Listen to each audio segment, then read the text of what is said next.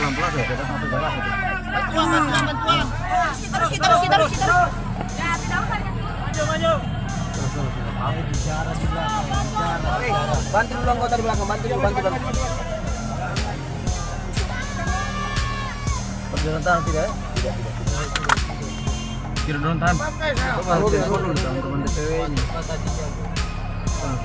Bapak kita butuh Kalau bahan makanan Pak, bahan makanan kasih turun dulu sedikit Pak. Kelaparan orang. Relawan Pak. Iya. Oh ya oke, terus aja kalau relawan. Oke. Relawan. Itu. Relawan enggak? Relawan. Relawan Bu. Suruh maju dia, suruh maju. Soalnya masanya beringas ini.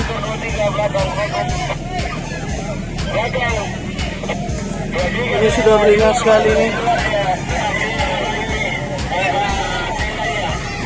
Kalau boleh mungkin turun dulu ya tuh. Bagaimana ini Bang? Tidak bisa. Kalau begini tidak bisa. Tapi maksudnya ambillah seadanya tuh. Iya Pak. Apa kan rekotan hasilnya Pak?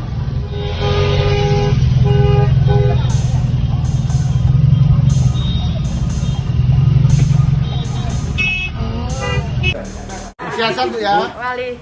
Untuk konsep secara umum. Saya aku tak ngomong. Oh iya silakan Bu. Masuk kontok sing tak kontok sing ngomong barang. Oke. Jadi gini ya, ada beberapa video yang beredar bahwa seolah-olah itu penjarahan. Tapi sebetulnya yang terjadi bukan begitu. Memang karena kemarin itu terputus antara Makassar dengan Mamuju itu terputus karena ada longsoran. Mungkin sekarang baru mulai dikerjakan.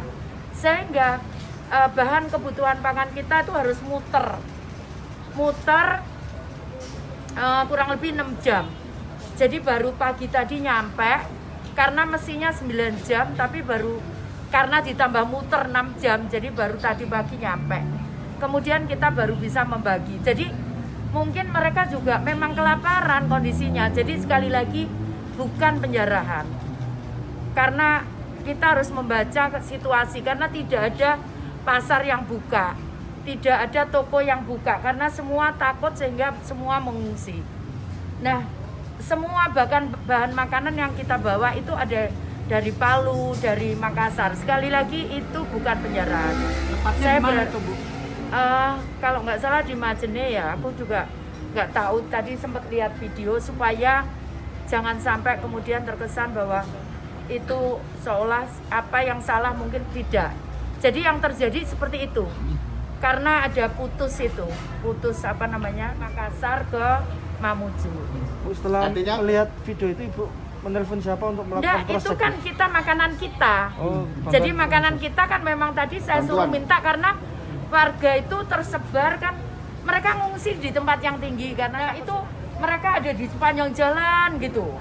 Jadi mereka memang ada di jalan. Jadi sebetulnya ya lumrah gitu loh. Lumrah gitu karena mereka mungkin sudah lapar. Kemarin sore aku masak dewe sampean. Yo karena kita butuh cepet akhirnya aku masak sendiri. Aku datang sampai jam 5:30 kalau nggak salah aku masak bagi-bagi itu supaya cepet. Jadi bungkusi sendiri, masak sendiri gitu. Tapi dibantu teman-teman Tagana di sana. Maksudnya aku juga ikut turun. Kira-kira untuk antisipasi Supaya nggak terulang. Enggak, kalau ini sudah.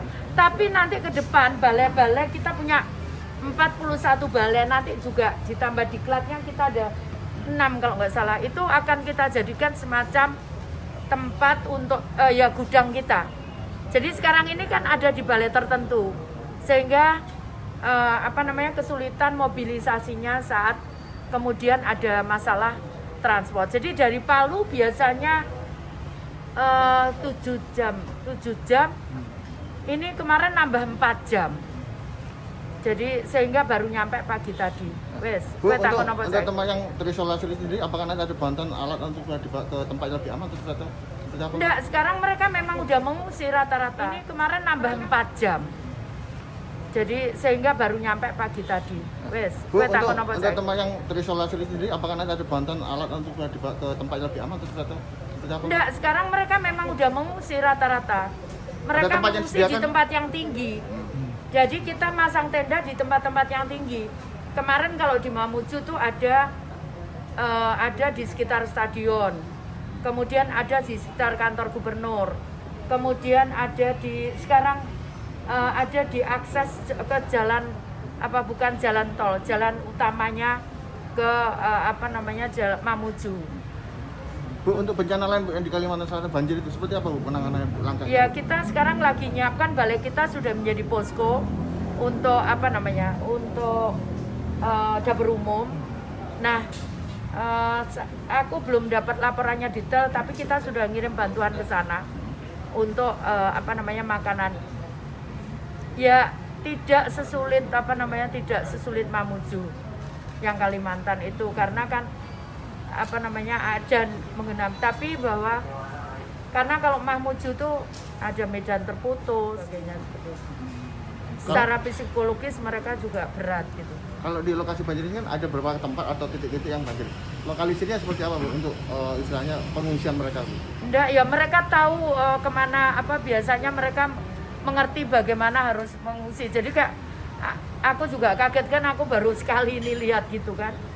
Kok penuh, macet gitu jalan di atas. Kenapa? Ternyata mereka mengungsi ke tempat tinggi. Jadi warga sebelumnya punya punya sendiri, kearifan lokal sendiri. Bu, ini kan sudah diinstruksikan Presiden Bu ya untuk yang Kalimantan Selatan juga. Langkah konkret Bu? Sudah konkret gitu loh tadi tak ngomong. Artinya yang segera akan dilakukan Bu ini Bu. Iya, Artinya itu kan- wis terjadi kan loh. Ya, tadi aku sudah cerita gitu loh. Kamu tuh. Aku udah memang ketahanan apa? Takoni kok getak-getak gitu. Bu, yang di Mamuju kapan dicek kembali Bu? Hah? Untuk memastikan bantuan itu. Aku orangnya di sana sekarang Sudah orangku. ada, ya? Oh. Ada direkturku ke sana. Dia seminggu mungkin di sana. Kehadiran Bu Risma Kenapa? kehadiran Bu Risma di sana dibutuhkan lagi untuk membuat warga. Lah ini lebih sing tenang. aku Senin kudu nang ngene Kalimantan. Ya apa carane? Dipelan dulu ta. Aku Senin mau ke Kalimantan, ya. Oh, yang banjir itu Bu? Iya. Bu, warganya di Bukit itu apa enggak turun lagi Bu? Masih takut tsunami? Enggak, iya, tapi kita juga enggak berani nyuruh turun. Karena kan kalau kita nggak tahu, karena menurut Bu Dwi Korita bahwa akan ada susulan, jadi kita juga nggak berani merintahkan turun. Nanti kalau ada kayak terjadi di Palu itu kan bahaya.